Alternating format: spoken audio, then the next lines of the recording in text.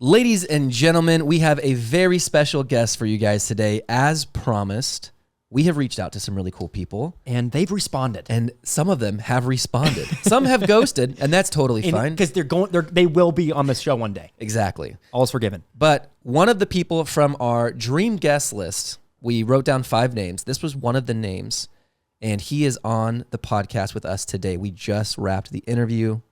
Evan, how did you feel about it before we reveal the name? I feel like we just got some crazy insight. And I mean, it was maybe one of the coolest first guests of this genre, of this marketing that you could ever have. He just dropped wisdom bombs left and right.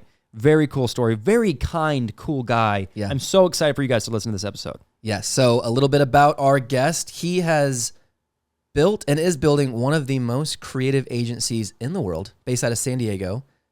They've won 4 Emmys from their marketing. They've done $1 billion in sales. They have the top performing ad in YouTube history. You heard that right. Say that. Just say that for the people in the back. Top performing ad in YouTube history. Oof. And this other thing, if you've been listening to our episodes, you'll know that this is huge for me and Evan. He's made 2 Super Bowl ads.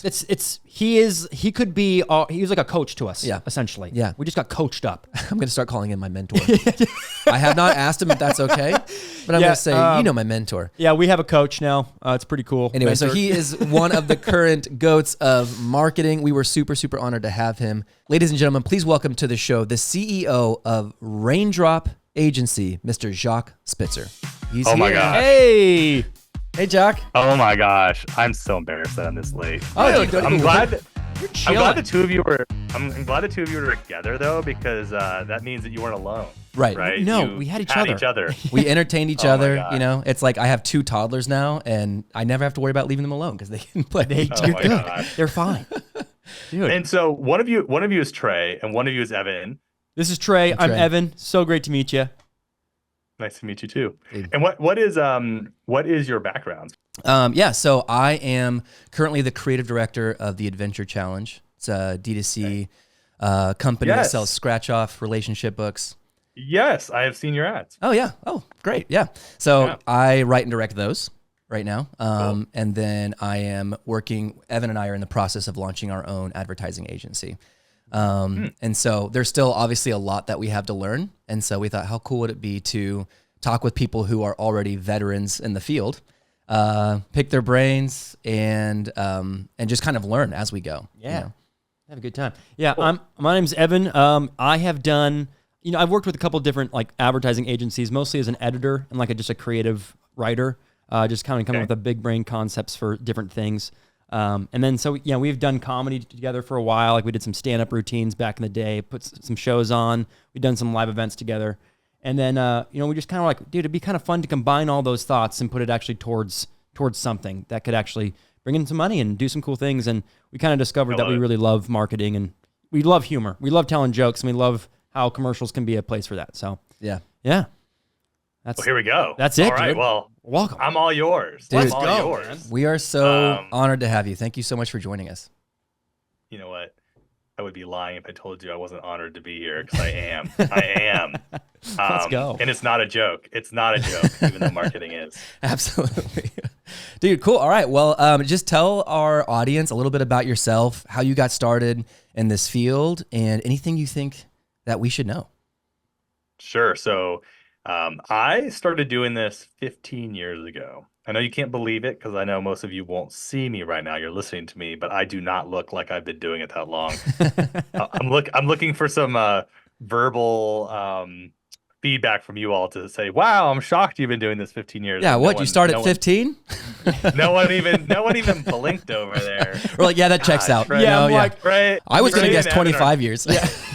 Oh my gosh, you guys are not off to a great start here with me. Okay, anyway, I've been doing this for 15 years. I will say what's interesting is when I first started doing what I was doing, it was, as small as you can get. I was basically a subcontractor doing everything from some video work to some website work. I was using a little bit of Photoshop to make some people some things. Mm-hmm. But now we have a full team. This is 15 years later, nearly 100 team members. And I would say really in the last 7 years have become really known for using humor as a powerful tool to connect with people Yeah. through marketing. And Dr. Squatch was our first big, not just home run, but grand slam. Yeah. Taking them from they were at 3 million in sales when they started working with our agency to hundreds of millions in Dude. sales. People fell in love with those campaigns. We've done some award-winning campaigns for groups like Manscaped and Native and Lumi and oh gosh, let's see, Humor Forward. Oh God, I'm gonna like blank on so many. The one's just sitting over there like, come on, say it, say it. Say it, I was like gonna say we got to work with Steve Harvey. Oh, that's to launch amazing. his Oh, I saw brand. that. So, I saw those. Yeah. so to work with one of the funniest people in the world, and write with him was amazing. So Cool. so many brands, so much fun, so many views on these campaigns. So yeah, the name of the agency is Raindrop, and yeah, I mean this is a unique opportunity to talk about marketing and humor. I So love it, man. I love it. That's so cool. Let's go. What okay, so obviously now today you guys are a massive agency and you've worked with all those big brands and stuff. What kind of made you want to start something like that? And or did you even think about like I want to start a company, or did you just want to make great advertising? Like what kind of was the galvanizing? It's a great question. So my original vision was I can help people. Cool. I mean, that was it. I can help people. Yeah. It's where the name Raindrop came from. It's actually a quote. It's a deep quote. It's not funny. So We can do deep too. It's not funny. I think a lot of times people are like raindrop, like make it rain, and I'm like, that's way cooler than what I had in mind. Yeah, we totally came up with that. That was another idea we had. Yes. Yeah. No, but it comes from a quote about friendship where, it's a C.S. Lewis quote where he says, Cool. essentially, if we're lucky once in our life, we get to come together with another friend that is so effortless and so beautiful that it's like watching two raindrops come together on a windowsill on a rainy day. That's cool. And I was like, I want to be that creatively in problem solving for people. And that's where we got the name Raindrop. I had never seen an agency bigger than about 3 employees ever. Yeah. Before I started it. So my big dream, I remember seeing there was an office building in my hometown, and I was like, one day, I might have that office building and have a couple employees. And I mean, even 4 years into this business, I had like 1 employee and 2 subcontractors. So it took time to build what we were doing and really find some of our superpowers. And I have an absolutely amazing team. I mean, you have to imagine That's cool. the fact that we are this funny is not because of me. I have good other instincts for advertising. Not the humor does not come from me.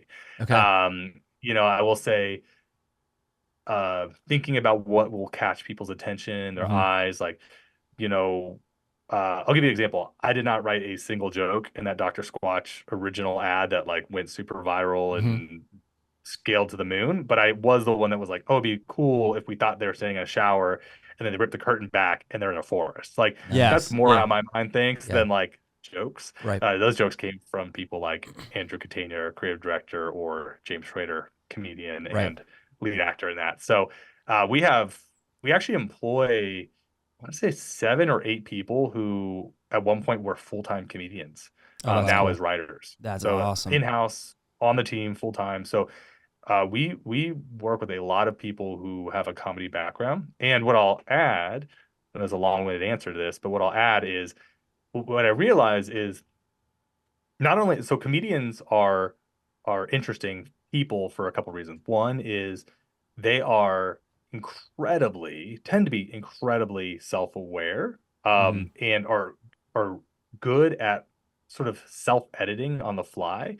I think one of the differences between a funny person and a non-funny person is that funny people actually know what's funny, and non-funny people think they're funny and don't realize they're not. Yeah. And I would say True. I fall on camp number 2. Well, that's self-awareness. That could be number 1. Be honest, something. I'm making my way. The other thing I'll say is, and this is the true gold, was especially when they were traveling and touring the country, they would be doing like shows at brew pubs in front of 55-year-old men. All of a sudden they'd be in another situation where it's a totally mixed audience to, an all black audience in Atlanta, Yeah. mainly under the age of 25. And so not only were they learning what was connecting through their content, but they were That's cool. learning by watching other people performing and seeing what was and wasn't connecting. And Yeah. so I think that's one of the most interesting, like most people do a lot of like they want to do a lot of what's the word I'm looking for? Like like consumer testing and like will people like it, and they'll do focus groups. I'm like, no. They've done hundreds of focus Yeah. groups Yeah. That's cool. with humor all over the country, and they know, okay, that's gonna be too niche and not connect, or like that's broad and like perfect. And so we're really fortunate to have the team members we do. They're phenomenal. They That's really are. amazing. That's really cool. Well, That sounds like I didn't realize that was your guys' kind of like a part of the secret sauce is you literally employ Yeah, comedians. that's amazing. And so it's not even on one person to be funny. It's like you have a team of funny people, and they and in addition to the individual context they've all gathered from their own careers, now you bring them together, and it's like this really powerful like comedy mastermind Yeah, almost. that's kind of my next question is, so you start this agency, you're like, we're gonna help people, I can help people, we can make some cool things. Did you have this idea of using comedy, or did you kind of stumble into it, and then how did you grow it? So yeah, I mean, comedy came because of the work we did with Dr. Squatch. It wasn't, I always say that I think what's interesting is in general, in business and in life, it's like you're sort of I think a lot of times people think of a path that you're on as more of like you are a plane with here's part A of the destination and part B of the destination.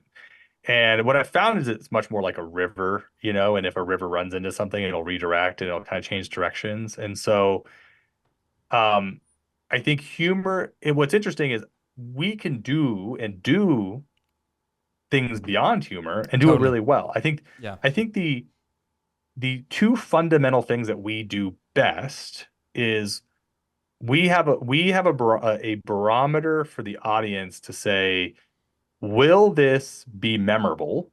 Because I think most people are so focused on what they want to say as a brand. Like, okay, well, this is what I want to communicate. This is what's on the brief. This is what we're doing. And they never stop to be like, will anyone give a shit? And will they Yes, actually dude, listen yeah. or want to listen? Yeah. So that's part one that like we're just really good at, that we almost force our clients to go through. And we don't Cool. sometimes get along with clients who like they come in and they're like, no, but this is what we want to say. And I'm like, Right. yeah, but no one cares. cares. Yeah, totally. Oh man. And they're like, no, but like we're gonna do this. And it's like, that's not why you hired us. We can do that. And they're like, we have never been wrong. We've never had a client who's been that difficult, who's Cool. been right. Like we made that version of their ad and like it way outperformed, right? So it's like that's we cool. understand fundamentally what's gonna connect with people and what's going to be memorable for people in order to get them to take invite them to some sort of action. Yeah. And it doesn't matter if it's on Meta and YouTube or television. I mean, we do 50% of our work is television, 50% of our work is probably for the internet, like somewhere in that mix.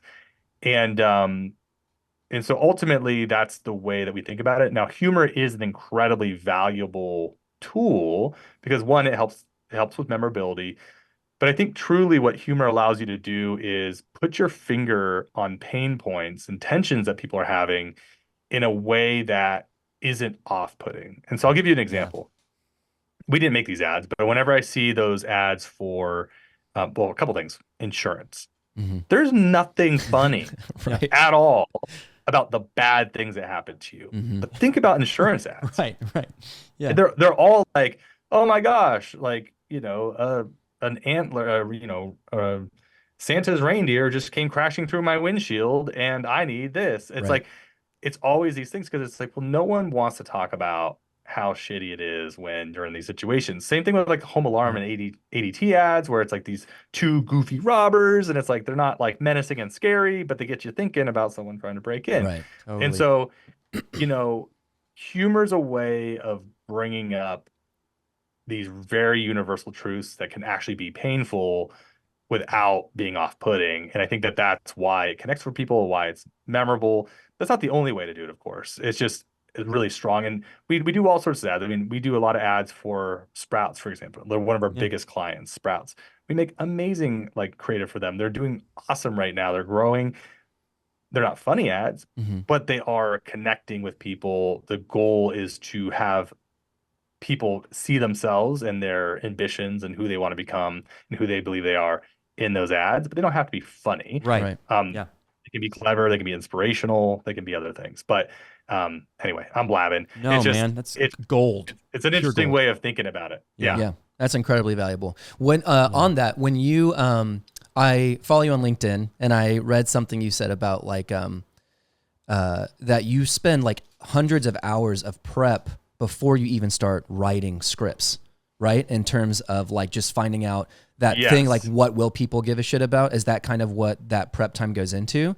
And can you kind of walk us through like what that looks like? That's a lot of work before you actually go to scripting. Totally. Well, and as much as I love the idea of it being hundreds of hours, that sounds way more impressive. Is it 100 hours? It averages somewhere between the lowest end 30 hours and the highest end probably 100 hours to kind of give you a sense.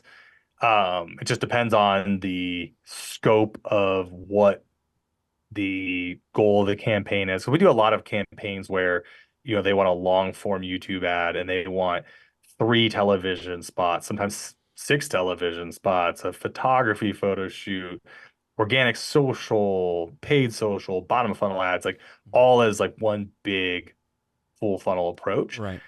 And so going into it, I think a lot of people just start writing based on the like, this is what we want to say. Yeah. Okay, how do we bring that? How do we just say that? Yeah. And then they try to like sprinkle in how it might be entertaining or how it might be a world that people will care about. And one of the things that we realized early on, and I for probably 5 years did not share this publicly because it's such a like truly a secret sauce of what we do. But then I was like, okay, I can give it away because it's also really hard to do at exceptional levels, but it is possible. You know, it's like if I gave you the blueprints to build a house, you could probably figure out how to build a house, but you still got to know how to build a house. Right. Our big unlock in what we're doing, like how to connect with people in ways that they care about, was we realized that there's kind of this conventional wisdom right now that, and it's a Simon Sinek thing, that like people buy your why as a brand. Have you guys ever heard me talk about this? It's okay if you have or haven't. I have not. No. I am a huge Simon cool. Sinek fan though. So yeah, I know what you're talking about. Okay. So, and me too, by the way. Simon Sinek is an incredible author, speaker, thinker. And so, you know, we have like businesses have transformed. Think about like in the 90s and early 2000s, it was like, we need to have a mission statement, right? This is what we stand for. Right. But then it really started infusing its way into advertising when Simon Sinek was like, you need to start with your why. Like as a brand, it's your why. It's why, you know, why people, you know, ultimately will buy. It's not what you do or even how you do it. It's why you do it as a brand. Right. In about, I would say 8 years ago, so maybe like, I don't know, I'd have to do the math, but maybe like 3 years into that whole construct. Myself and my business partner had this epiphany of like, that's actually not right. It's incorrect. And it's not to say that you don't want to know your why as a brand, but it was like, that's not why people buy. Because I kind of kept asking myself, like, I have a shirt on right now. I don't know the name of this brand, and I don't know their why. I'm drinking this Proud Source water. I literally don't know their why. I don't know anything about them. That's good. And you probably wouldn't care if they told you. You're like, oh, that's great, awesome. Totally. I'm thirsty. I just wanted water. I have this Apple phone. I don't know their why. I don't know their why. Right. And so what I realized and what we realized was that people don't buy your why as a brand. They buy their own why. Everything that people buy is a reflection of who they believe they are today or who they're trying to become. That's good. Totally. Yeah, that's great. So when you sit back and actually consider the implications of that, it's this big. It is. Simon Sinek's discovery was like, to me, the example I give is when we realized that the earth wasn't flat, we're like, oh my gosh, it's round, right? Mhm. Everyone was like, whoa, that's insane. But even then, people still believe that the Earth was the center, not Yeah. only of our solar system, but of the entire universe. Everything revolved around us. Right. And brands just went through life advertising to people as if they're like they'll start if you start the Yeah. ad with like, well, we believe this and we do this. It's like it's such a fundamental shift. Now we're saying, well, you do this and you are this. It's a Yeah. completely different. So I'm like, oh, when we realize that we actually like our audiences don't revolve around us, we revolve around them and their life, it changes everything. And so what we Yeah. do is we start fundamentally with what is the why of this consumer? What are they saying about themselves by consuming what they are consuming, whatever this product is. And then we go, okay, now that we've kind of thought about those and we have some ideas, what is the most powerful way to mirror that back to people? Yeah. What life circumstances are they in? What world would they be in? How are they going to most clearly hear that we are answering their why? Cool. And that we are a reflection of who they are or who they're trying to become. And so when you do that hard work up front, then actually writing the ad is a lot easier, because now you're working within a um, more or less a framework Yeah. for how this is going to connect with someone. Instead of writing something and then being like, ooh, I really hope, I got Yeah. my fingers crossed if you can't see me right now, but it's Yeah. like, ooh, I really hope this is entertaining enough to hold someone's attention. Ooh, I really hope that like it connects with people. Right. I don't worry about that going into an ad. I just don't Yeah. because I'm like, no, we've already done all that work. We already Yes. know what people might want to or need to hear in the circumstance. Now let's figure out different ways to tell it. Yeah. That's cool. Yeah. And so, and then humor is the way of like, if people have their why, it's the way of really putting your finger on and amplifying those things.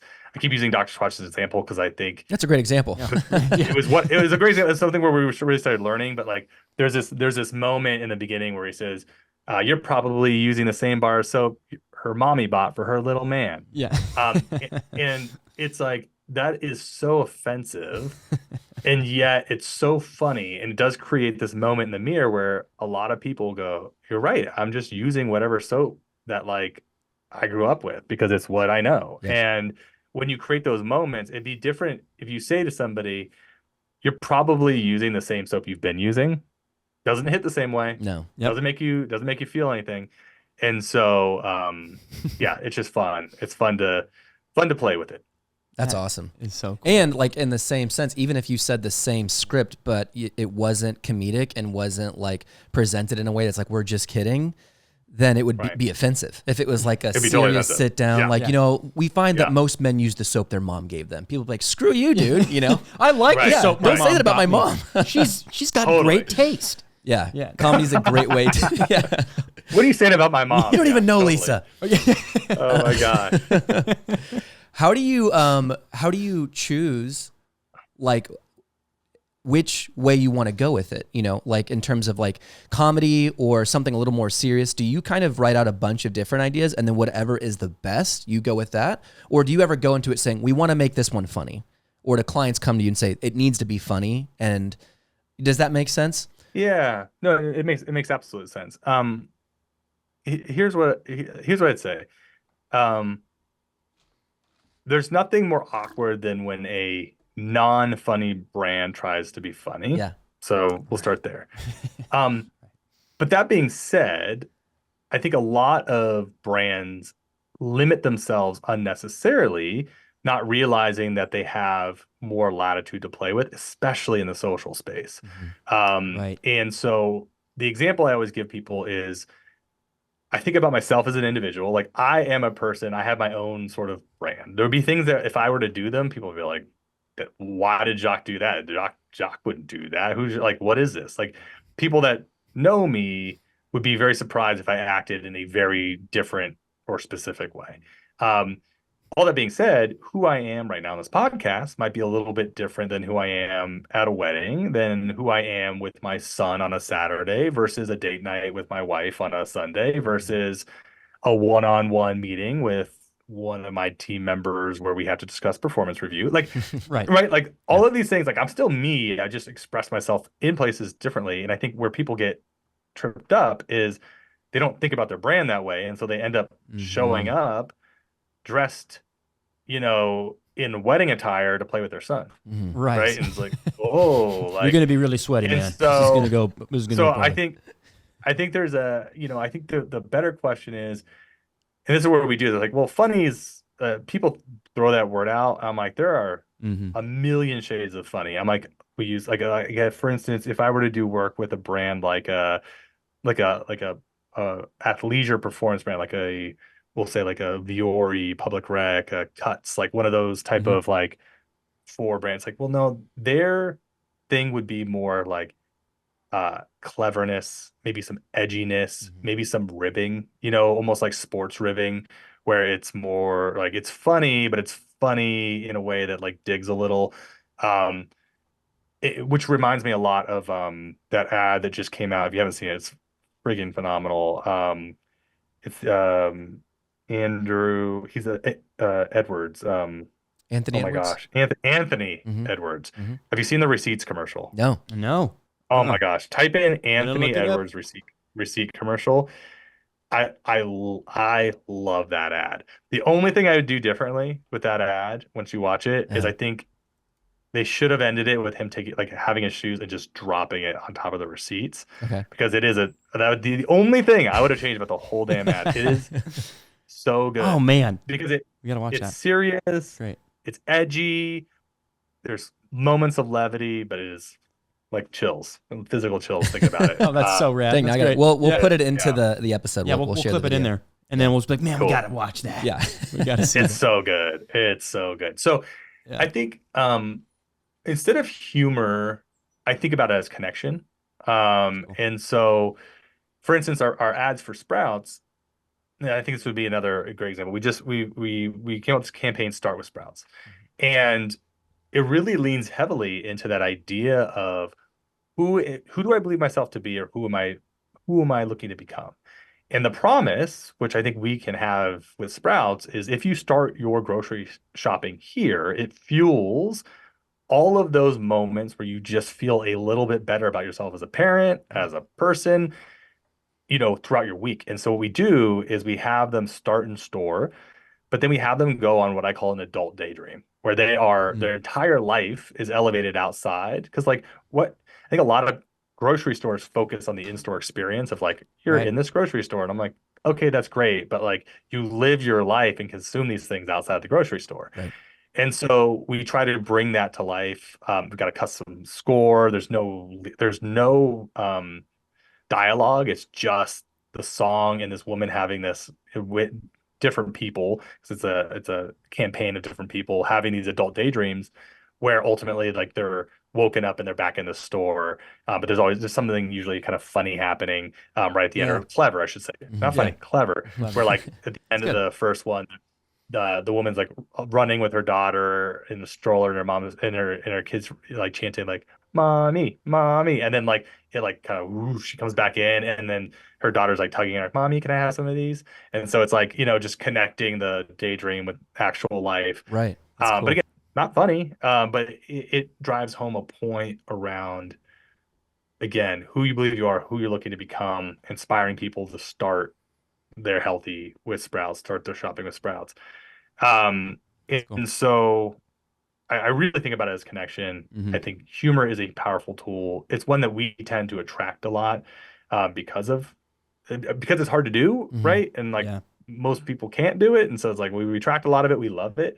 But I also love doing other. I mean, we got a headphone brand we're working with, and it's sexy as hell. And it is honestly, it's like, it reminds me of early Beats commercials where it's like, it's all attitude and it's cool and it's swagger, and like, I'm definitely not writing the spots, but we have people that have that on our team. So that is so cool. That's really exciting. I mean, so like this kind of goes into a question I really wanted to ask you before. This was like the one I got to ask him this, is especially as us starting off. I mean, we're hitting the local market pretty hard with our agency. we're getting out there, but how do you go about? I love what you touched on a little bit about, this brand doesn't even know what they actually need for this. And so I'm curious how you guys go about selecting the brands you partner with. If they come to you, if it's you go to them, if it's like, if you see a product like, oh, we could crush an ad for them, you do cold, outreach, or, how does that process look, and how do you maintain it? And how do you get them, onto your side? Cause you're like, we have an idea that's better than what you think you need. So just curious how you deal with those brand relations. Oh, it's a great question. I mean, look, the reality is we meet people in so many different places in their own process. What I mean by that is, and I think this is what's interesting, as an agency, we create a lot of advertising and people associate with the brand. So they don't know who makes what commercial. Like if you right now saw an awesome Jeep commercial, or like, for instance, the Anthony Edwards ad, I'm like, I'm in marketing and I don't know who made that ad. Right. Yeah. Right.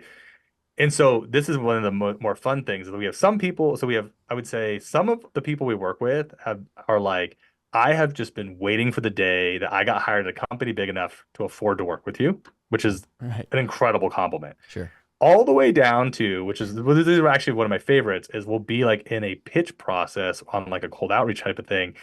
And someone's bringing up all the brands that they've bought and are inspired by. And it's like, 80% of the ads are showing our ads. That's and they awesome. have no idea. Yeah, that's great. That's you great. know, like, and a lot of times it's like weird. It's like there's like some print on demand company, and she's like, I saw this Manscaped ad that I've never forgotten, and I forwarded to my husband, and I'm not even I don't even know why it was pitched to me because I'm not the target demo. And then all of a sudden it's like, oh shit, we made that ad, or like, you know what I mean? Or like, I got someone sitting there like, wait, so you did Dr. Squatch and this and this and this? Like, I have all those products right now. Like, holy shit, like they have these like that's great moments. And then we have some people that are just like, no thanks. Like, y'all suck. It's like, it's a whole mix of things. And I will say there are certain people who really get it. I mean, man, do they get it. That's cool. Like we're working with Dude Wipes right now, for example. Oh, like, yeah. So that's a dream. That's immediately funny. Yeah, I'm like, immediately, this is great. Yeah. So yeah, do you guys hunt those clients down, or like, do you guys have like almost like a dream board of those type of people? You're like, oh man, this brand, I really feel like we could do something for them. Or is it? It's not about the brand. It's not. Okay. It's about the people there. Okay. Yep. Right. Yeah. You could, because again, it's not about. And I keep saying this. I'm like, I don't care if the brand wants to be funny or not. If they want to sell more, then I want to help them. That's great. And if they're open to what it's going to take to do that, in a way that they haven't done so far, great. Because if they're looking for the same than they've always done, I'm like, no, we're not that type of thinker. Like we're not a production house. We're not someone like, hey, we have an idea, we want you to just bring it to life. If someone's like, I have the beginnings of an idea, but I want to see you blow it out and like make it next level, I'm like, yeah, cool. We're your people. That's really cool. So yeah, I mean, at the end of the day, and this is crazy to say, we work with 1% of people that reach out to us. 1%, mathematically. It might even be less than that. So for every like 400 inquiries, we work with 2 to 3 of them. Yeah. And so mainly it's a matter of making sure the right fit for the impact they're looking to have and the channels they're looking to have. And honestly, if they're going to be good people to work with, and so there's been some funny new business conversations I've had where someone's like, my CEO told me to call you and like, look, I don't really like what you guys do. And I'm like, I don't even know what that means. So I'm like, well, what version of what we do? What an aggressive way to start a conversation. When did we hurt you? But here's the beauty. Here's the beauty. They say, I don't really like what you do, but I can't argue that it doesn't work. And I'm like, in advertising and marketing, that is probably the craziest thing a marketer can say is it works. Yeah. Because I'm like, right. You know what I mean? So it's kind of one of those, I'll never forget that moment being like, wow, that is pretty bold that we're at the point now where you can't argue that it doesn't work. Yeah. It's just whether or not you like it. Yeah. But we've been on calls with people that are like, I hate liquid death advertising, right? Mm-hmm. And I'm just like, I'm sitting there thinking, well, yeah, that's why you're still stuck at $10 million. Like, yeah. Because you hate attention. I get it. Right. Like, like, okay, like you're making boring ass ads, you're getting boring ass results. Mm-hmm. Like, I can't help you. So we do have those kind of conversations with people that are just that's great. They're unwilling to take any sort of like creative risk. And that's true of I'm sure every agency talks to people like that. Yeah. You know? Oh yeah. Absolutely. That's a really cool cool position to be in, where you really get to be selective, because then you get to look at your opportunity for success. You know, like what's the upside? Like, do we feel excited about working with these people? And I love how you even said that in the beginning, from the very beginning of starting Raindrop, it was all about people. It was about helping people. And that's something that's honestly huge for Evan and I too. And starting our own thing is like, you know, we say we want to create unforgettable moments, and we want to serve, and we want to serve people. Yeah. And so it's cool because I've been doing a lot of the talking, which I guess makes sense. No, bro, you're the guest, man. Since I'm not special guest, but I would love popcorn, real quick for those listening.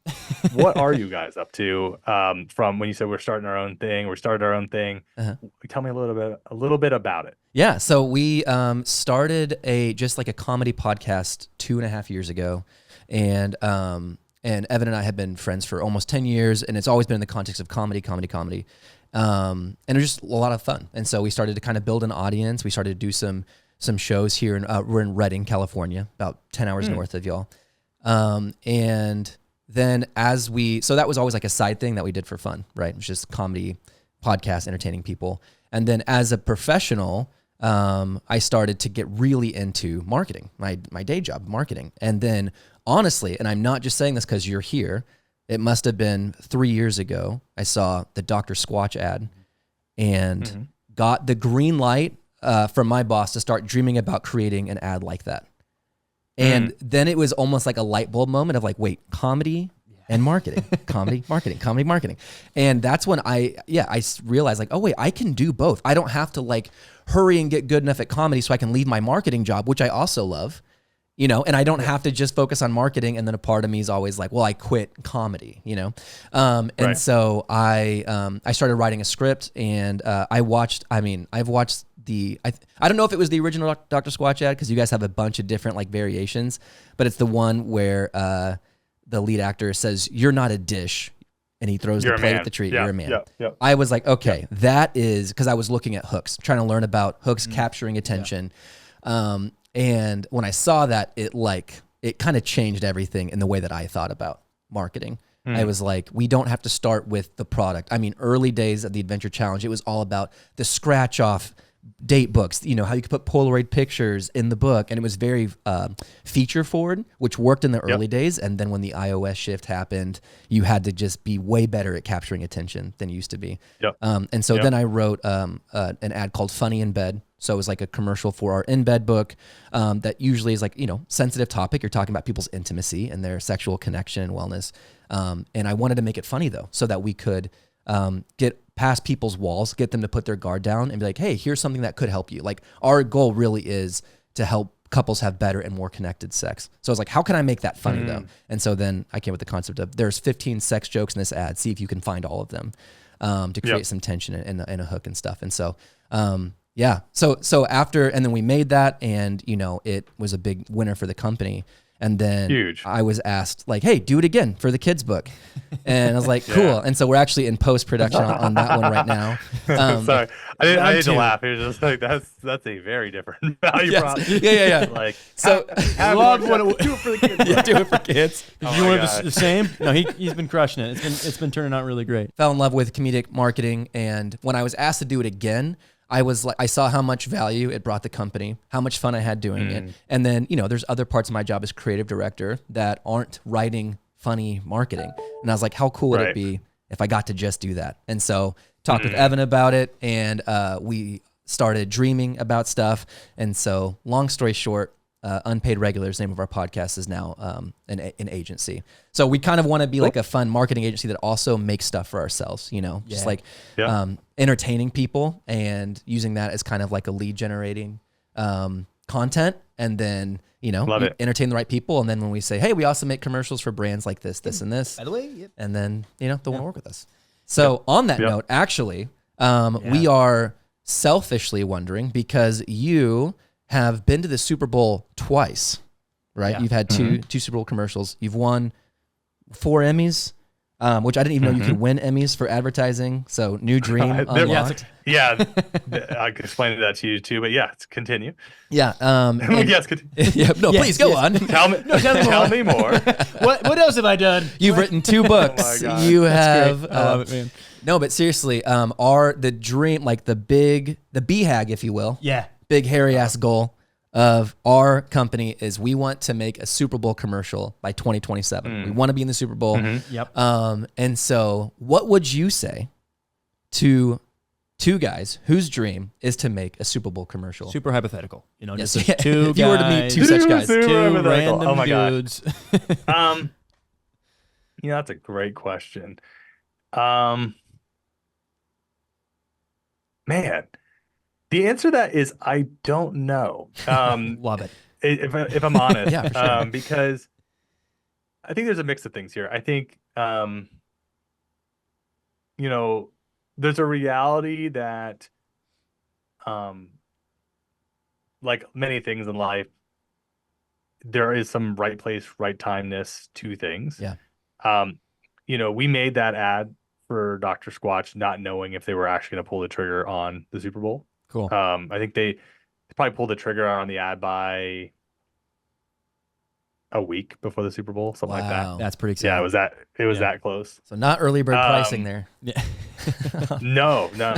Although I think, yeah, they got in. They got what was called a floater spot, which means, and this makes sense, that certain spots sell first because they're like, okay, it's the first ad right after the single national anthem, or like the first ad after halftime, or the first ad before halftime, right? Like very prime time spots, and then they have some other slots that are what they call floater spots. So they had a floater spot in the first half. In fact, it ran right, I think during the 2-minute warning or right after the 2-minute warning, and I remember sitting there with my wife. It was the longest 2 hours of my life because I'm just waiting every commercial break. Yeah. Is it going to run? Is it going to run? Is it going to run? And then I'm like, with like 2 minutes left in the first half, my wife looks at me and goes, what if they don't run it? And I was like, oh, like, I'm thinking like, we told everyone that we're going to have a Super Bowl spot. The whole party's there. Sure enough, it came on and it was like an out of body experience. Yeah. It was so exciting. The other thing, the second one we did was what's called a regional spot. And so it can be a little bit confusing because there's national spots and regional spots. The big difference there is the just sheer number of how many people see it. Right. You know, it's a pretty big drop off. But even still, a regional spot is still, It means everyone in that region. Yeah. It's still a massive ad buy, right? Right. I would say it's probably more on par with what you would see if you bought a spot during like the Grammys or the NBA finals, something like that, you know? And so bottom line is, it might even be more expensive than the NBA finals. I don't know. But I would say, honestly, like talking to people who have done it a lot or more. I mean, there are some agencies out there, like a High Dive, for example, they'll have like 3 Super Bowl commercials in 1 year. That's crazy. You know? And so it's like a lot of things where I think once you show you can do it and you do it well, it provides more opportunities and provides that thought process for the client that like it's possible and it's something that can actually drive a pretty big impact. I was going into Dr. Squatch's Super Bowl ad, I was probably someone that would tell you that the Super Bowl is a overhyped advertising medium, that if I had to take $7 to $10 million, I'd put it into other channels. After having done it, and I know Gary Vee talks about this a lot, it is still a bargain. Crazy for what you get. It's still a bargain. Wow. I mean, because whatever a 30-second commercial costs today will be double in 5 to 10 years. Right? Yeah, that's super true. And the main reason why is that attention is so fractured. So it's like I can sit down to dinner and talk to 12 people and they can be watching completely different shows on completely different streaming channels. And I'm like, I've never even heard of that show. And they'll name like 10 shows. I'm like, what the heck? And then you realize these like huge shows that, you know, they've got like maybe 8 million people that watch them, 10 million people, like the buzziest shows right now on television or whatever. Music. Like if I passed Travis Scott on the street right now and he was just in normal attire, I wouldn't know I'm passing Travis Scott. Right. I've heard his name a million times. Yeah. I've seen his face. but I just don't watch him on TV. I don't watch his music videos. I'm like, I don't really know what he Yeah. looks like. Like, I'll be honest. Um, that's just a very specific example, but it's like you can be super famous now and still be someone that like people don't recognize. And this is yeah. how I know is Crazy. you know, we had the opportunity to get to know some of the Mr. Beast team members. And I was shocked by how many people in my life were like, who's that? Yeah. Yeah. Right? Like, My wife, ask your kid. Just Mhm. ask your child. parents.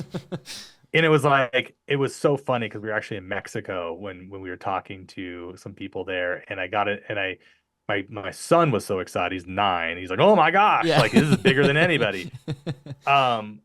But then my wife's like, "I don't know, this is my parents." So I get in a cab in Mexico, and I'm like, "Do you guys know who Mr. Beast is?" And he's like, "Oh yeah, of course. I love Mr. Beast. I love like because he's international because he Yeah. dubs his stuff in all the different languages."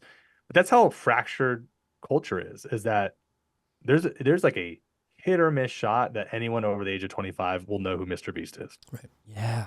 So Which that's is why wild. the Super Bowl matters so much. Yeah. Is cool. it's the only time that 100 million people are paying attention. To the same thing at the same Yeah. time. The same Sitting thing in at the the same same time. room. Yep. Yeah.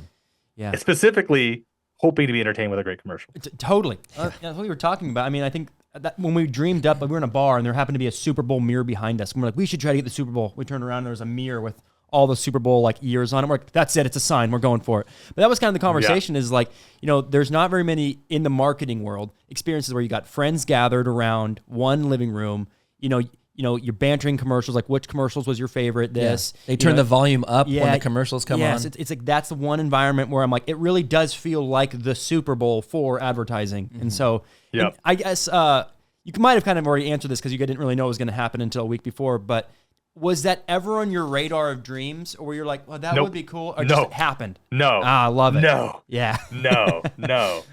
And that's what's funny about this stuff is it's like I went from, if I'm honest with myself, I went from like this was never even my wildest dreams to now I'm like, what year will be the year we do 2 in Yeah. the Yeah. same year?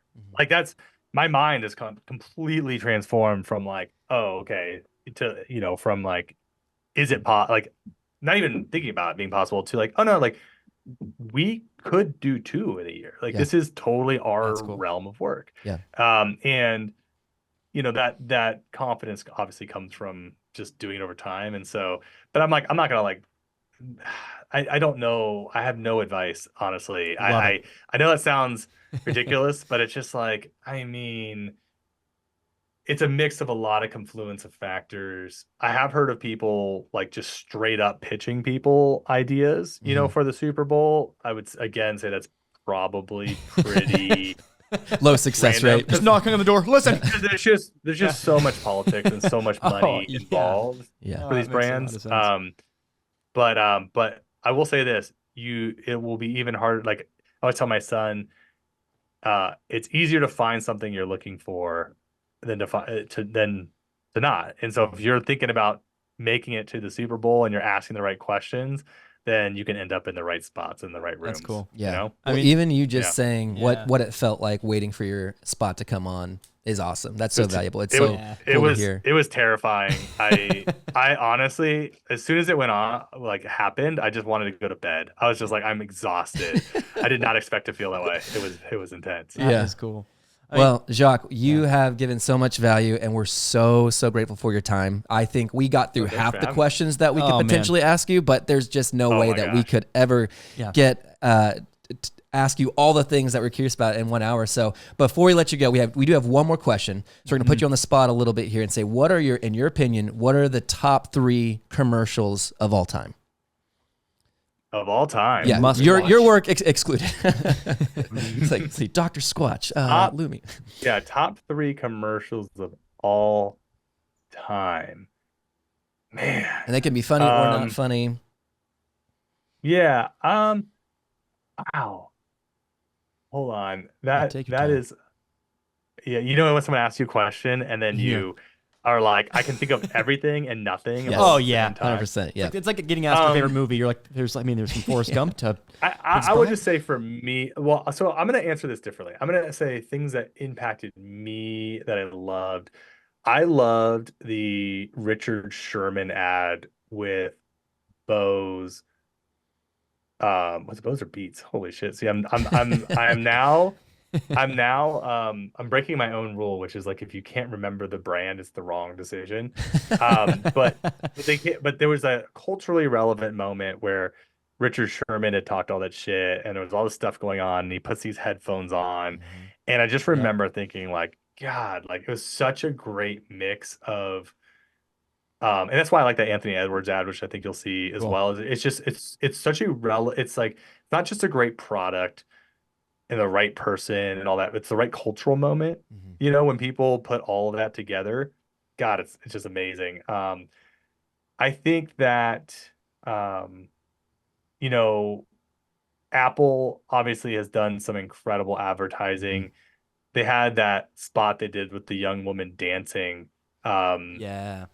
Must have been like maybe a decade ago now, but 8, 9, 10 years ago. And I just felt like it was like the perfect blend of art and self-expressive feeling of like, how does this product make you feel? Again, not like what's Apple's why, but how does this product make you feel? Yeah. You know, I absolutely love that. You know, the original Dollar Shave Club Oh my gosh. ad. Yeah. Iconic. You know, now some of those things wouldn't age as well. You know, I look back, I don't know, like there's some things in there that like, I don't know. But I think the willingness to fly in the face of conventional wisdom that shorter is better. Shorter, I mean, shorter is not better. I think that was just it unlocked a entire new generation of people that realized, like I did, that we watch 30-minute infomercials on TV. Why wouldn't we watch a 3-minute commercial on the internet if it's entertaining enough? Right. Why wouldn't we buy things from it? Very cool. And that was that aha for me was I remember my dad being like, 3 minutes seems long. I'm like, Dad, you just watch a 30-minute infomercial for a product that you don't even want to buy. It's like, what are you talking about? It's a cool fishing rod. You know? Totally. And I'm embarrassed to say I'm forgetting a lot of other ads I love. Most interesting man in the world commercials. Love those commercials. Yeah, those are really good. Dude. Love those commercials. Those are iconic. And the herbal essences commercial. Oh, the Kmart shit my pants. Oh, Yes. classic. Yeah. I mean, that was quoted through my high school so much. And the herbal essences commercials from the 90s where like people are just moaning and then they're like in random places. Again, Never seen that. You gotta look that up. they can't do it now. But God, they are just. I'm like people who are just taking some risk and seeing some outsized return. Herbal essences commercials in the early 90s is what Liquid Death is doing now. And honestly, when you're really honest with yourself, way more risky and ahead of its time. So Yeah. That's Google great. it. Yeah, If you're young enough to definitely. not have seen them on We'll television. throw it up there for the Yeah. viewers. That's amazing. Jacques, can't thank you love it. enough, man. Yeah. Thank you so much for cool. joining us. No, this I had is so fun. much fun. This Yeah. is fun. Can't wait to hear it. I'm going to share the episode. You know, Oh, absolutely. I'll send it to my mom. Yeah, dude. That's a callback. She's gonna love it. She's gonna She love doesn't it. buy my soap. Yeah, She doesn't she's buy like, my well, soap. I don't talk to him anymore ever since he stopped buying my soap. So, you know, Oh my dear god, Jacques, you're the man. bad. Thank Yeah. you so much. Wishing you all the best Nice in to the meet you future, man. guys. Good luck. Appreciate you. We'll see you in that 2027 Super Bowl. Oh, All right. let's go. We'll meet you there. We'll have a watch party together. All right, bye. Take care.